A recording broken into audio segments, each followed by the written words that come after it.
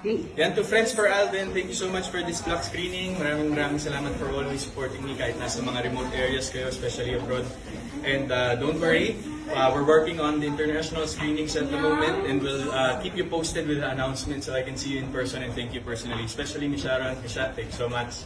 Kahit ang layo mo, you Welcome to my Chard Reaction Vlog. Ang ating pag-uusapan ay patungkol kina Maine at Alden kung saan nakita naman ninyo ang nagyari sa grand opening nagmakdo ni na Maine at Alden. Di ba 5 kay Maine at 2 kay Alden? Alam na this uulitin ko, di ba pinag-usapan natin ang naging grand opening nagmakdo sample ni Maine kung saan kasama lang ni Maine ang kanyang bodyguard na si Arjo.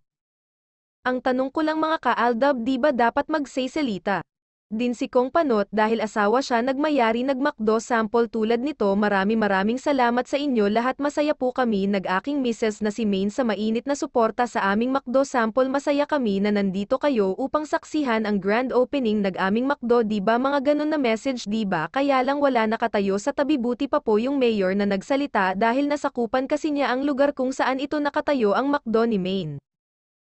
Ito pa mga ka-Aldab, di ba narinig ninyo ang sinabi ni Alden sa ating video kung saan abangan daw po ang international screening nag-movie nila ni Julia? Yan po ang legit na update. Ito pa, wala po ganyan si Panot. Kahit sabihin natin na award-winning daw ang mga project nito, hindi nga tumatagal sa mga sinehan kahit maganda ang movie niya. Wala yan kay Alden. Pang second week na dami nga pong tao na noong dumaan si Alden nakita naman di ba sa mga video na nakapost sa Facebook, Twitter at Instagram.